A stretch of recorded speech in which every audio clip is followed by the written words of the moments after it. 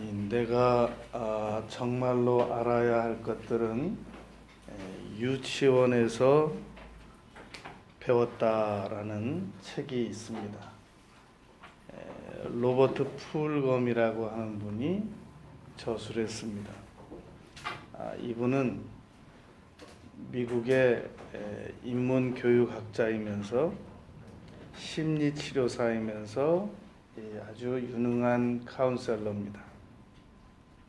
이분은 자신이 6가지의 신조가 있다라고 밝힌 바가 있습니다. 그 중에 3가지가 나는 지식보다 상상력이 더 강하다는 사실을 믿는다. 나는 꿈이 현실보다 더 강력한 것을 믿는다.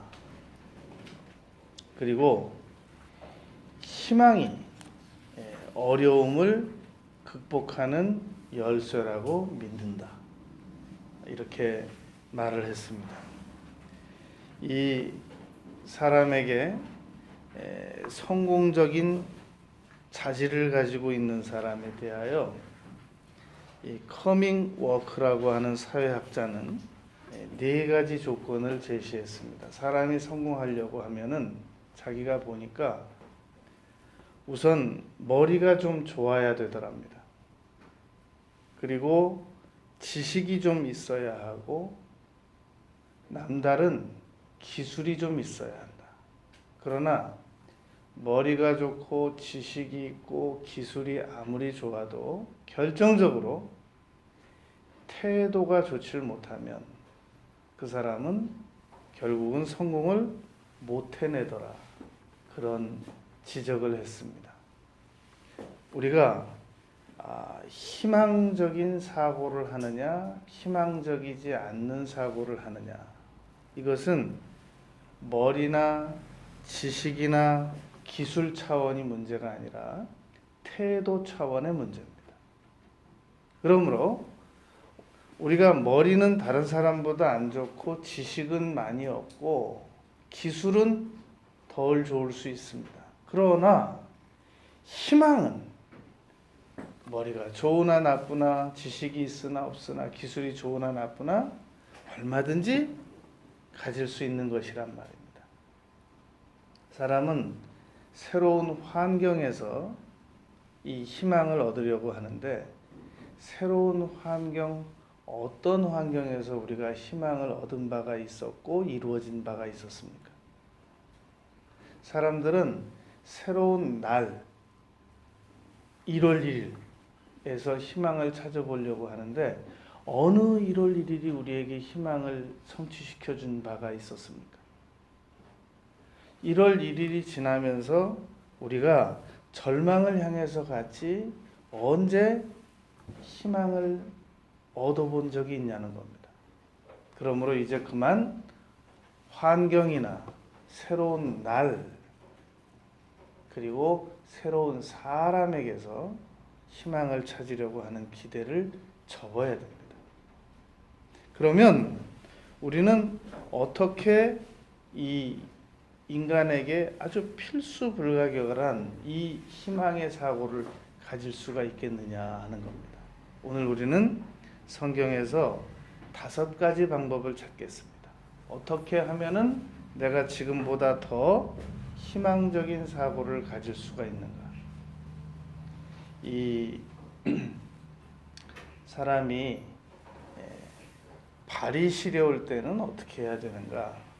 어떻게 하면은 발을 추운 겨울날 가장 빨리 따뜻하게 만들 수가 있는가?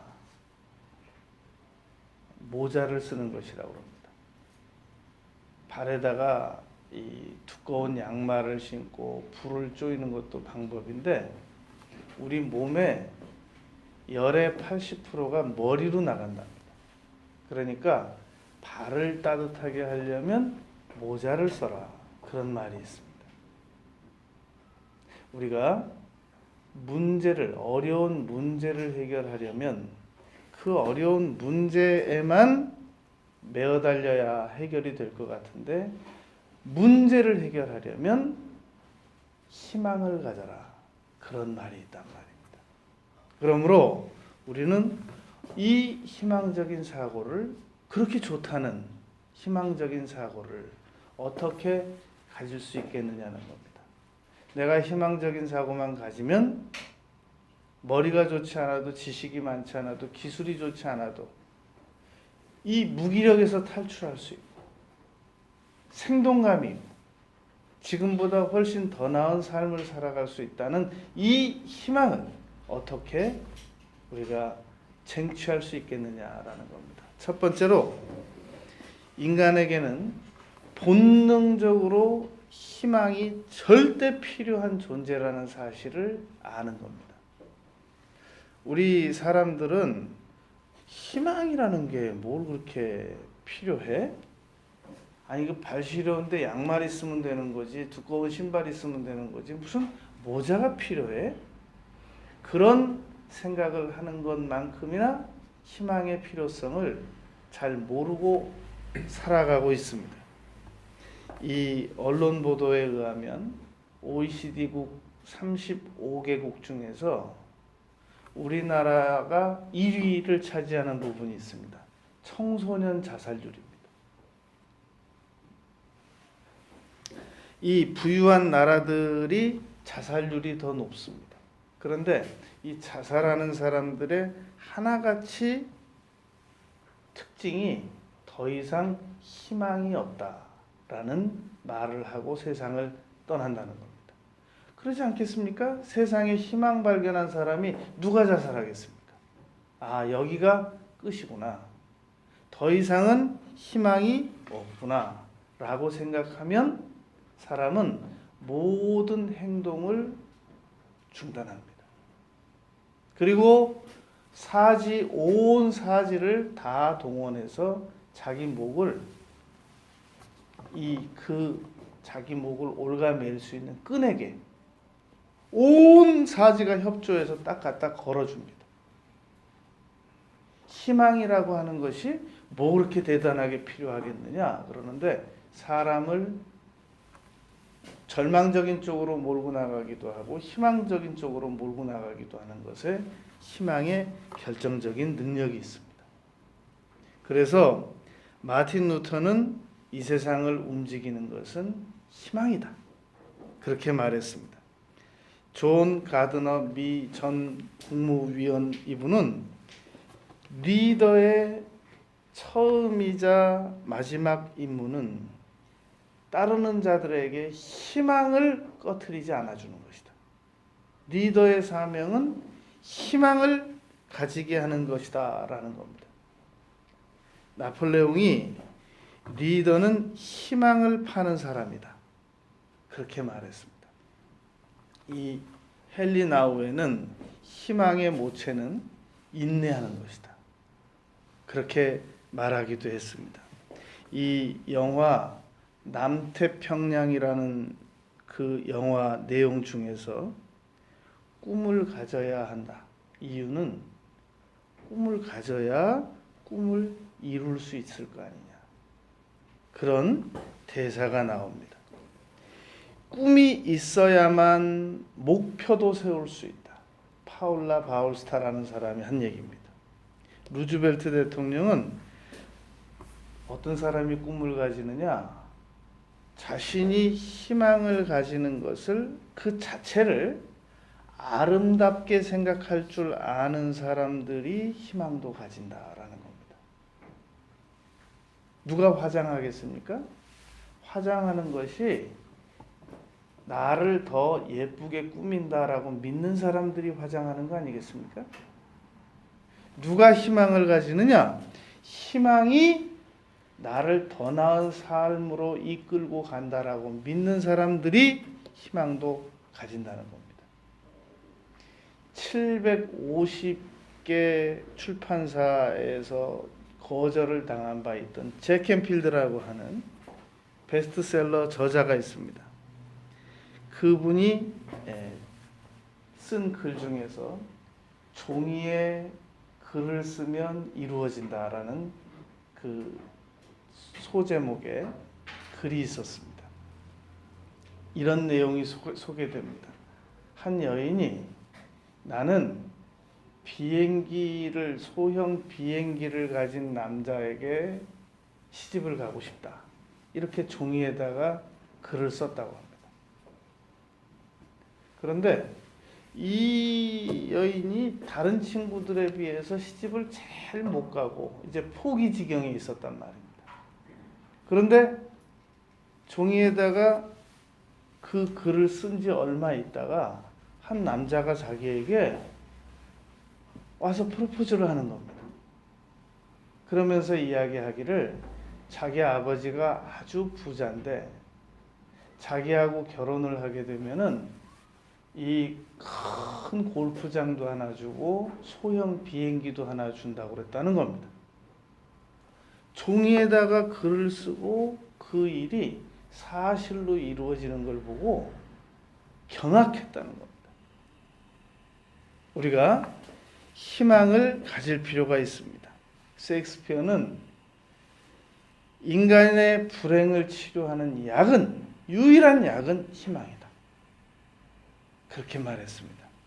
우리가 이렇게 좋은 희망을 가지지 않고 살아온 이유는 그건 희망이 가지나 안 가지나 똑같지 않아? 아니 무슨 희망 가진다고 무슨 일이 잘 되고 안 가진다고 덜 되고 그래? 이런 수준으로 생각을 하기 때문에 우리가 희망에 가질 필요성을 못 느껴왔다는 겁니다. 이 영국 처칠 수상도 히틀러 나치 정권에 대항하는 영국의 최고 무기가 뭐냐라고 물은 기자에게 영국 국민들 가슴 속에 있는 희망입니다. 그렇게 말했습니다. 그러더니 그 부족한 무기를 가지고도 독일에게 승리를 이끌어냈단 말입니다. 우리가 아무리 능력이 있는 사람도 절망에 빠지지 않는 사람은 없습니다. 구약 성경을 보면 엘리야가 850대 1로 바알 선지자들과 아세라 선지자들과 싸워서 이깁니다. 그런데 바로 그 다음날 로뎀나무 밑에 가서 자기 죽여달라고 했거든요. 나는 우리 선조들보다 낫지 못합니다. 나는 죽고 싶습니다. 그러니까 사람은 어제 희망적인 일을 했다고 해서 대단한 일을 했다고 해서 오늘도 대단한 게 아닙니다. 그건 어제 일이란 말입니다. 그러므로 우리 사람은 죽는 날까지 계속해서 희망을 가져야 됩니다. 모세도 죽여달라고 그랬죠. 이 하나님 앞에서 쓰임 받았던 그 위대한 사람들이 다 죽고 싶어 했습니다. 그런데 오늘 본문 말씀에 보면 예레미야 29장 11절에 보면 여호와의 말씀이니라 너희를 향한 나의 생각을 내가 아나니 평안이요 재앙이 아니니라 너희에게 미래와 희망을 주는 것이니라. 하나님께서는 우리에게 희망을 주고 싶어 하신단 말입니다. 이 에베레스트 산에 등반했을 때 그 산에 올라가서 산소가 떨어져서 못 내려오고 죽은 사람들이 많습니다. 에베레스트 산 밑도 우리 지구 안에 있고 그 위도 정상도 지구에 속해 있는데 같은 지구인데도 그 에베레스트 산 정상에서는 산소가 없으면 죽습니다. 우리가 같은 지구상에서 똑같이 살아가더라도 어떤 사람은 살아남고 어떤 사람은 비참한 최후를 맞이하는 것은 산소 차이인 것처럼 희망 차이입니다. 그러므로 우리가 희망을 가지고 있으면 희망을 가지지 않고 살아가는 것보다 훨씬 더 삶이 윤택해집니다. 그래서 유명한 신학자 에밀 브루너 이분은 인간에게 허파의 산소가 필요하듯이 우리 사람에게는 희망이 있어야 한다. 그렇게 말했습니다. 이 에릭 프롬도 인간은 희망을 가지고 살아갈 수 있는 존재다. 그렇게 말했단 말입니다. 이 심리학자들이 실험을 해봤습니다. 독 안에다가 이 쥐 한 마리를 넣고 빛을 완전히 차단했더니 3분 만에 죽더랍니다. 그런데 그 항아리에다가 쥐를 넣어놓고 빛을 조금 보여주니까 36시간을 살더라는 겁니다. 사람은 희망이 있으면 어떠한 고난 가운데에서도 살아남으려고 발버둥을 치고 노력하고 살아남습니다. 그래서 빅터 프랭클은 그 나치 수용소에서 자기 온 가족들이 다 그 독일에게 이 처형을 당했는데도 희망을 가지고 살아남았던 겁니다. 그분도 거기서 죽을 수 있었거든요. 그 나치 그 독일 교도관들이 당신 직업이 뭐야? 물었더니 이 빅터 프랭클이 의사였습니다. 그렇게 말했습니다. 그랬더니 사람들 등 얼마나 쳐먹었어? 그러면서 구타를 시작했단 말입니다. 근데 나는 사람들을 도왔지 등 쳐먹지 않았습니다. 그 말 대답하다 더 맞았어요. 그런데도 그 가스실로 끌려가는데도 어떻게 안 끌려가고 남아서 23대학에서 명예박사를 받고 그렇게 명예로운 삶을 살다 갈 수 있었느냐? 희망이 있었다는 겁니다. 그 희망이 어떻게 나타났냐면 그 수용소 안에서 걸어가다가 아주 작은 유리 조각을 발견합니다. 그걸 줍습니다. 빅터 프랭클 교수가 면도했습니다. 그걸로. 자기가 이 면도도 안 하고 우중충한 모습을 가지고 있으면 가스실로 끌려가더라도 한 번이라도 1분이라도 더 빨리 끌려갈 것 같더랍니다. 그래서 그 유리를 주워가지고 이 살을 베어가면서 면도를 하고 언제나 희망을 가지고 나는 이곳에서 반드시 나간다.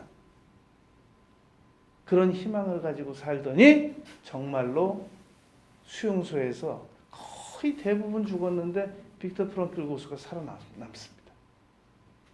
희망이 그 사람에게 가진 태도에 영향을 미칩니다. 이 엠마오로 가는 제자 2사람이 있었습니다. 갑자기 누가 다가오거든요. 그러더니 이 말 저 말 시키다가 헤어졌는데 헤어지고 나서 보니까 예수님이신 거예요. 그러니까 이 2 제자가 그렇게 말합니다. 그날에 그들 중에 2이 예루살렘에서 25리, 심리가 4km잖아요. 그러니까 10km란 말이에요. 10km를 걸어왔어요. 그런데 그들이 서로 말하여 길에서 우리에게 말씀하시고 성경을 풀어주실 때 우리 속에서 마음이 뜨겁지 아니하더냐? 지금 둘이서 비포장도로를 10km를 걸어왔거든요. 그런데 곧 그때로 일어나 다시 10km를 갑니다. 예루살렘. 사람은 마음이 뜨거워지면 기도하러 교회를 하루에 3번 왔다 갔다 해요. 마음이 안 뜨거워지면 교회가 바로 옆에 집에 살아도 지각해요. 환경 문제가 아니에요. 교회 문제가 아니란 말이에요. 내 마음이 뜨겁냐 안 뜨겁냐에 달린 거란 말입니다. 내 마음이 뜨거운 것은 희망이 있느냐 없느냐에 달려진 문제지. 누가 사람이 이렇고 환경이 어떻고 뭐 정부가 어떻고 그건 다 핑계란 말입니다. 우리는 희망을 부여잡아야 됩니다. 사도행전 27장에 보면 사도 바울이 300명이 넘는 인원과 함께 예루살렘에서 가이사라에서 이달리아로 출발했습니다. 로마로. 가다가 유라굴로 광풍을 만났습니다. 거기에 무슨 희망이 있었겠습니까? 이제 죽을 날만 기다리는 거죠. 그런데 갑자기 바울 사도께서 내가 권하노니 너희는 안심하라. 이분이 왜 그러시나 봤더니 어젯밤에 하나님께서 내게 천사를 통해서 말씀하셨다. 바울아, 두려워 말라. 너희가 반드시 한 섬에 걸리리라. 나는 하나님을 믿노라. 그러더니 그대로 됐습니다. 희망을 가져야 됩니다. 우리가 이 모세가 바로의 궁궐에서 나와서 미디안으로 도망가 가지고 양 몇 마리 치는데 거기서 무슨 희망이 있었겠습니까? 그런데 갑자기 하나님께서 불 가운데 나타나셔 가지고 말씀을 하시자 거기서부터 희망을 가지기 시작했습니다.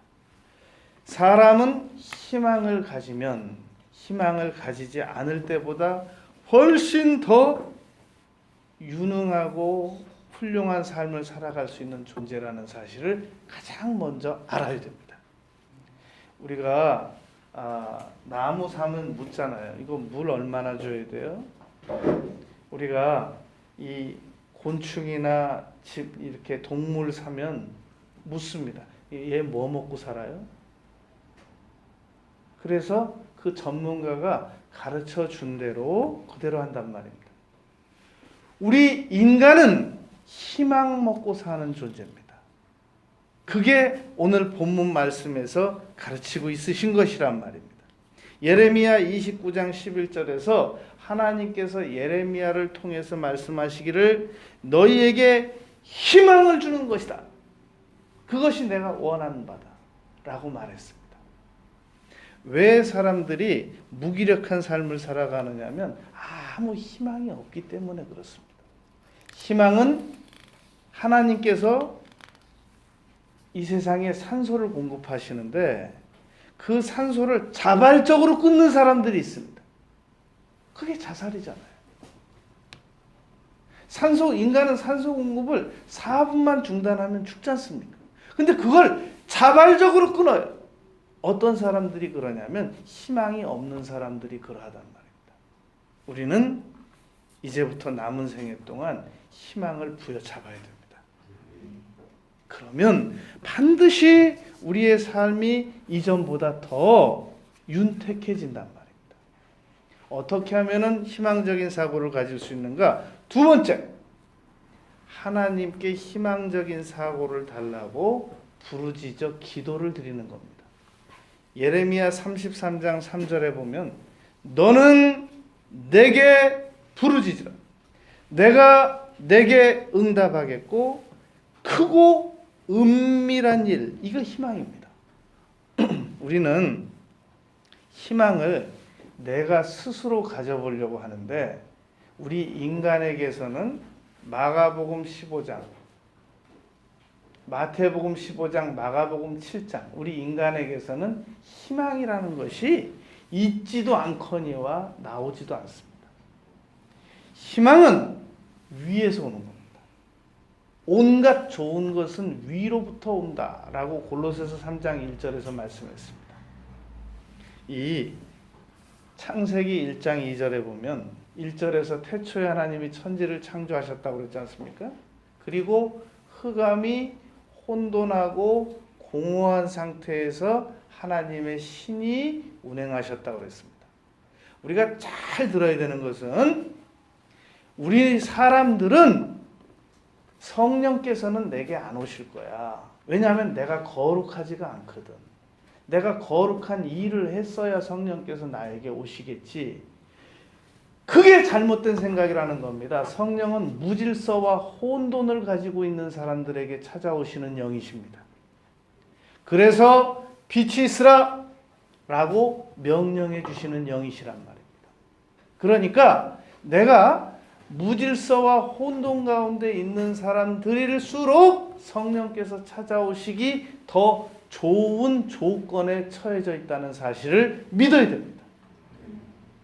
성령께서는 아주 윤리적이고 아주 모범적이고 아주 질서정연하고 걸어다니는 도덕책이고 걸어다니는 성경책 같은 사람들에게만 찾아오시는 게 아니라 무질서와 혼란의 연속인 사람들을 지금도 불쌍히 여기신단 말입니다. 가난한 자들에게 복음이 임하게 하시려고 성령께서는 노력 중이시란 말입니다. 이 말이 잘 안 믿어지면 이 얘기를 들어보세요.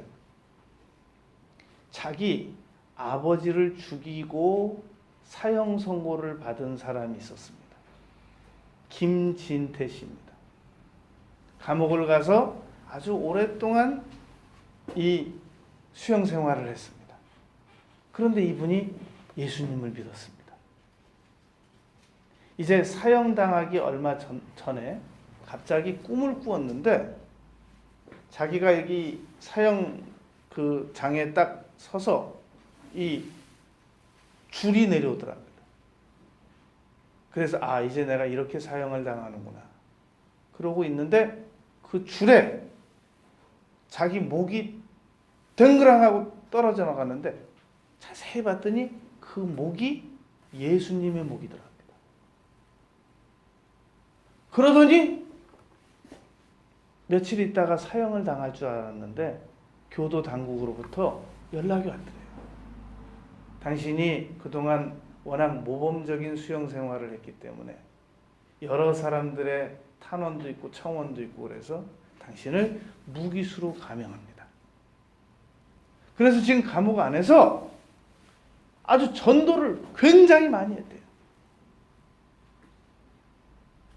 성령께서는 아주 태어나서부터 죄도 한 번도 안 짓고 아주 모범적이고 모범생들을만 찾아다니시는 분이 아니십니다. 성령께서는 무질서와 혼돈 가운데 살아가는 사람들을 찾아서 그들에게 희망을 주시고 그들에게 질서를 주시고 그들에게 성공과 성취를 주시는 분이심을 믿어야 됩니다. 그러니까 희망이라고 하는 것은 아직 한 번도 안 나타난 것. 그걸 희망이라고 그러지 옛날에 있었던 걸 누가 희망이라고 그러냐 말이죠. 왜 우리가 세상에서 공부를 열심히 하는 사람들만 성공하지 않고 세상에서 별로 그렇게 공부도 열심히 하지도 않았는데 세계 100대 부호들 가운데서 60%가 고졸 출신이라고 그러잖아요. 아까 로버트 풀검이 얘기한 것도 그겁니다. 삶의 지혜는 대학원에서 나오지 않는다. 내가 필요한 건 유치원에서 다 배웠다. 신호등 이 신호 바뀌면 건너 다니세요. 기본적으로 필요한 거 유치원에서 다 가르쳤다는 겁니다. 그러니까 희망이라고 하는 것은 한 번도 경험을 안 해본 것을 우리가 희망을 가지고 기다리는 겁니다. 그걸 누가 주시겠습니까? 하나님께서 우리에게 주신단 말입니다. 희망은 가장 믿을 만한 기질이다. 어쨌든 희망을 가지는 것은 중요하다. 그것이 우리가 유일하게 살아남을 수 있는 생명이다. 이거 세계적으로 유명한 신학자 야두우드라고 하는 분이 했던 말입니다. 헨리 나우엔이 희망의 씨앗이라는 책에서 하나님을 기억하라. 하나님은 우리에게 희망을 주시는 분이시다. 우리가 그럼 희망이라고 하는 게 그렇게 필요 있을까? 라고 생각이 들더라도 좀 우리가 그러잖아요. 그거 어디 가면 정말 맛있다고.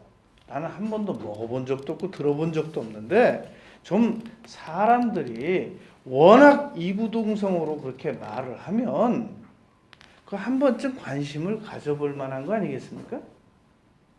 나는 희망이라고 하는 게 그렇게 필요한 줄 몰랐는데 그토록 세계적으로 그 유능하고 유명한 사람들이 희망의 위력이라고 하는 게 그렇게 좋다고 하면 좀 한 번쯤 관심이라도 가져볼 만한 거 아니겠냐는 겁니다.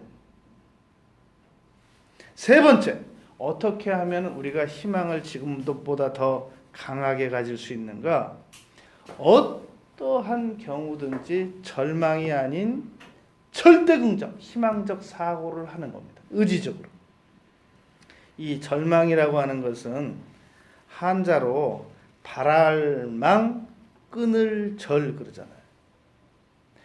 아, 나 절망적이야. 그 말은 나는 더 이상 희망 바라보는 것을 포기했어 라는 말입니다. 절망하지 말라는 말은 바라보는 것을 중단하지 말라는 말입니다. 관망하고 나 지금 관망 중이야. 그건 희망도 아니고 절망도 아니고 지금 지켜보고 있다는 얘기란 말입니다.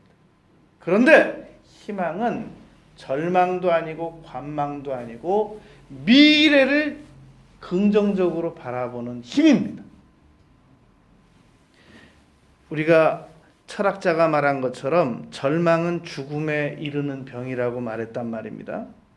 사람은 절망이 다가오면 절망에게 그대로 무력하게 있으면 안 됩니다. 아, 나 참 이 어떤 바보 같은 그 여교수 한 명을 들었는데, 아니 케임브리지 대학 교수식이나 되는 여성이 그리스를 갔대요. 가서 그 똑똑한 여성이 산길을 혼자 걷다가 들깨 떼를 만났대요. 그래가지고 그 들깨 떼한테 물려 죽었대요. 아니 그게 있을 법이나 한 얘기입니까? 아니 우리가 동사무소에 가서 자기가 낳은 자녀 출생신고 늦게 하면은 벌금을 물릴 때 거기다 적으라고 그래요. 학력이 뭐냐고. 그래서 학력이 아주 낮으면 벌금이 싸대요. 그게 뭐예요? 무식함을 인정해 주는 거잖아요.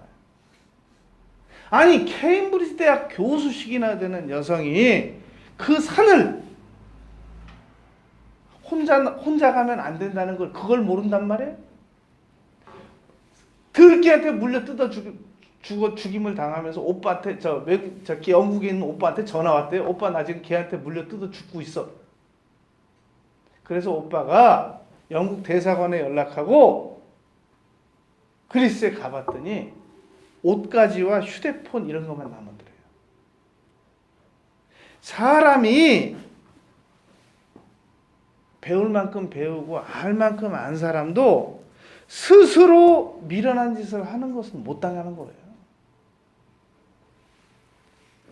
우리는 알 만큼 알고 배울 만큼 배운 사람들로서 희망을 붙잡아야 됩니다. 이 나폴레옹은 그런 얘기를 한 적이 있습니다. 나는 이 세인트 헬레나 섬에서 다 잃었는데 아직도 나에게는 비장의 무기가 남았다. 나에게는 희망이 있다. 그렇게 말했다는 겁니다. 우리가 희망적인 사고를 가지고 살아서 그 희망이 이루어지지 않으면 어떻게 하느냐라고 생각하는 사람들이 있습니다. 전 이런 예화를 들어봤습니다. 시집 간 지 10하루 만에 남편이 죽었어요.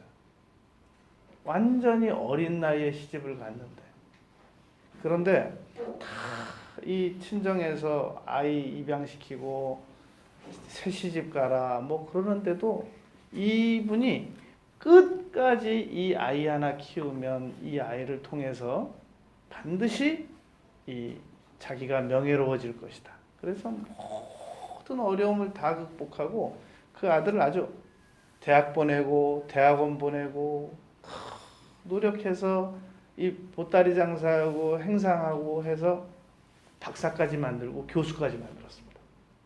그런데 이 아들이 결혼을 하는데 그때부터 이 며느리가 이 어머니를 시어머니를 부끄러워하는 거예요.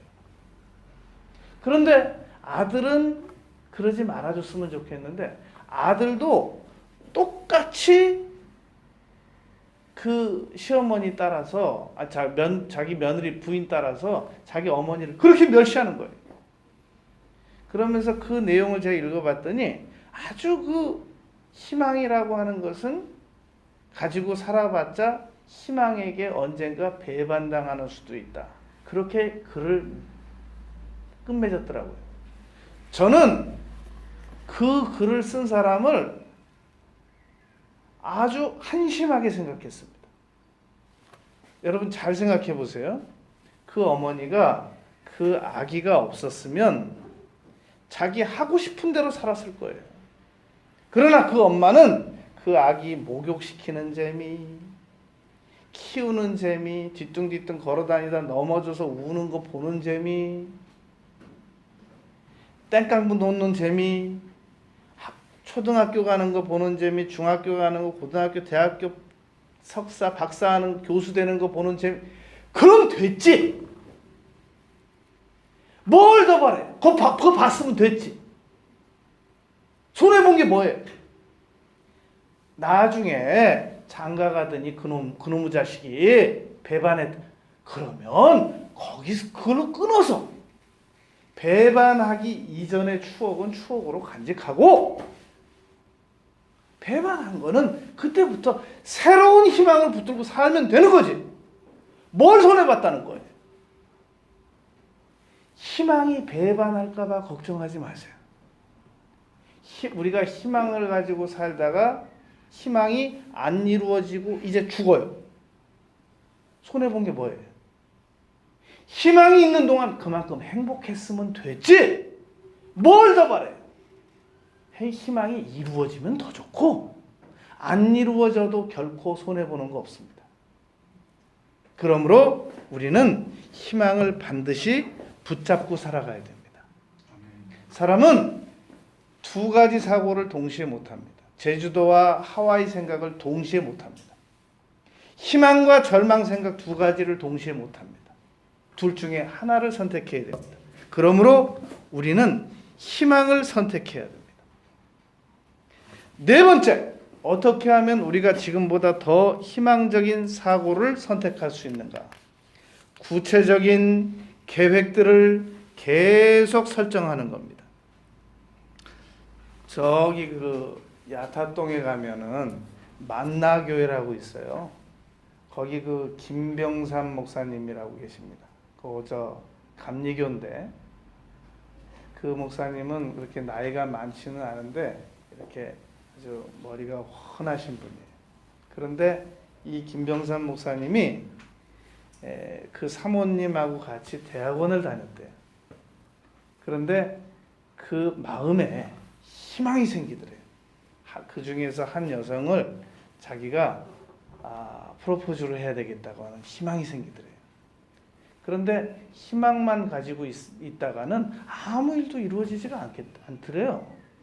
그래서 그 대학원생들끼리 그 모이는 한 7명이 모이는 그 모임이 있었는데 자기가 시간표를 다 계산했대요. 그래가지고 다 스케줄 수업 들어가고 딱 그 사모님하고 자기만 비는 시간으로 연극표 2장을 구했대요. 그리고는 7명 있는 데서 얘기했대요. 이거 저 몇 월 며칠 몇 시에 연극표 2장이 있는데 이게 생겼는데 어떻게 필요한 사람들 얘기해 보세요. 그랬더니 김병삼 목사님 다 계산했잖아요, 미리. 6명이 그러더래요. 나 그때 뭐 수업 있고 뭐 있고 해서 안 된다. 모임 있고 해서 안 된다고. 딱 그 사모님만 시간이 비었더래요. 그래서 둘이 갔대요. 연극을. 그래갖고 지금 같이 살고 있대요. 희망도 가져야 되지만 구체적인 노력도 해야 된단 말입니다. 잠언 16장 9절에 보면 사람이 마음으로 자기의 길을 계획할지라도 그 걸음을 인도하시는 분은 여호와시다. 우리가 계획을 많이 세워두면 하나님께서 우리의 계획대로 이루어 주시는 분은 아닙니다.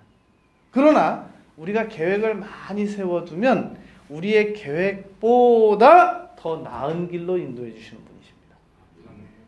그러니까 우리는 계획을 세울 때 그거 뭐 이루어진다는 보장도 없는데 무슨 계획을 세워, 그러지 말아야 합니다. 왜냐하면 계획은 계속 수정될 수 있는 것이란 말입니다.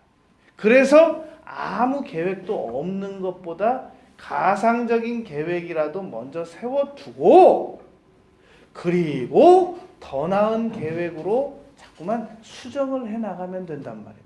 그런데 희망 없고 게으른 사람들은 계획 세우는 것도 귀찮아한단 말입니다. 그러지 말아야 합니다. 이 이스라엘 그 군에서 육군 훈련병들을 4개조로 나누었습니다. 한 심리학자가. 그래서 완전 군장을 시키고 20km를 행군을 시키는데 1조는 미리 얘기를 했습니다. 우리가 20km 후에 도착할 장소와 5km를 갈 때마다 앞으로 남은 거리는 15km고 10km고 5km고, 그리고 2조에게는 지금부터 대략 먼 길을 갈 거니까 그리 알아라, 이렇게만 얘기를 했단 말입니다. 그리고 3조와 4조에게는 각각 행군 거리를 알려주기는 했지만 계속 가면서 거리가 더 늘어났다고 말하고 줄어들었다고 말하고 그렇게 했습니다. 4개 조를 나중에 심리조사를 해봤더니 어떤 조가 가장 스트레스를 덜 받았느냐, 어떤 조가 가장 이 희망을 가지고 걸었느냐, 행군을 했느냐, 1조더라는 겁니다. 출발 지점으로부터 도착 지점, 예상 시간, 그리고 남은 거리. 그러니까 우리가 희망을 가지기 위해서는 아무 계획도 없이 무계획으로 희망을 가질 수는 없는 겁니다. 그러니까 그 계획이 비록 구체적으로 이루어지지 않더라도 구체적으로 계획을 설정해 버릇해야 된다는 겁니다. 누가복음 14장 28절 말씀입니다. 너희 중에 누가 망대를 세우고자 할진대 자기가 가진 것이 준공할 때까지 족할는지 족하지 않을는지 그 비용을 계산하지 아니하겠느냐. 그러니까 계산하는 것이, 계획 세우는 것이 귀찮은 사람은 사실상 희망 가지는 것도 귀찮아하는 사람인 겁니다. 끝으로 5번째, 우리가 희망적인 사고를 가지고 세상을 살아나가려면 절대 희망적인 언어를 사용해야 됩니다. 이 영국의 심리학자 하드필드 박사는 이런 발표를 했습니다. 똑같은 사람에게 넌 이제 틀렸어, 이렇게 말하고 무거운 물건을 들게 했더니 그 사람이 들 수 있는 무게보다 30%를 덜 들더랍니다. 하드필드 박사가 당신 할 수 있어! 라고 여러 번 암시를 주고 무거운 것을 들게 했더니 그 사람이 들 수 있는 능력보다 50%를 더 들더라는 겁니다. 우리 뇌가 구분을 못하는 게 있는데, 우리 뇌는 우리가 상상을 하면 그게 현실인지 상상인지 구분을 못합니다. 그러므로 우리가 상상으로 계속 좋은 것을 상상해야 된단 말입니다. 우리 뇌가 구분을 못하는 게 또 하나 있는데, 언어를 긍정적으로 말하면 이게 현실인지 비현실인지 구분을 못한다는 겁니다. 야고보서 3장 6절 7절 말씀을 보면 혀는 불은 작은 것이로되 큰 걸 태우고 배의 키는 작은 것이로되 큰 배를 움직인다고 했습니다. 우리 인간의 혀는 작은 것이지만 절대 긍정을 시인하면 반드시 좋은 환경이 다가오게 됩니다. 그러므로 우리가 희망적인 미래를 선포해야 됩니다. 우리가 2차 세계대전 당시 때 그 독일에서 연일 영국을 폭격할 때 기자들이 모여서 한 기자가 이렇게 말했다고 합니다. 여러분, 우리는 지금 독일에게 연일 폭격을 당하고 있고 이렇게 수세에 몰려 있습니다. 그런데 그렇다고 해서 우리가 부정적인 기사를 쓴들 그것이 우리나라에 무슨 이득이 되겠습니까? 그러니까 이제부터라도 우리가 희망적인 기사를 씁시다. 기자들이 다 동의했습니다. 그래가지고 계속 우리는 희망이 있다. 독일에게 이길 수 있다. 결국 이겼잖아요. 우리가 지금 어렵습니다. 부정적인 얘기를 모여서 해가지고 무슨 의미가 있겠습니까? 무슨 유익이 있겠습니까? 계속 희망적인 이야기를 해버릇해야 됩니다. 그것이 결국 우리를 더 희망적인 상황으로 이끌고 간단 말입니다.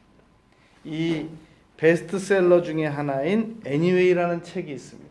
우리나라에서는 그래도 우리에겐 아직 희망이 있다라는 제목으로 나온 책입니다.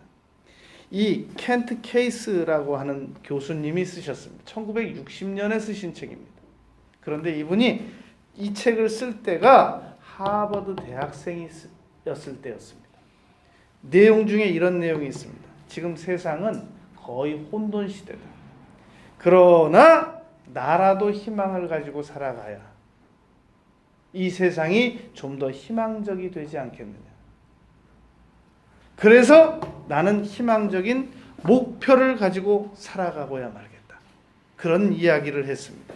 오늘 본문 말씀에서 예레미야는 하나님께서는 우리 사람에게 희망을 주기를 원하시는 분이시라는 겁니다. 이 시간 이후부터 반드시 희망을 붙들고 살아가는 우리 모두가 되시기를 바라겠습니다. 아멘.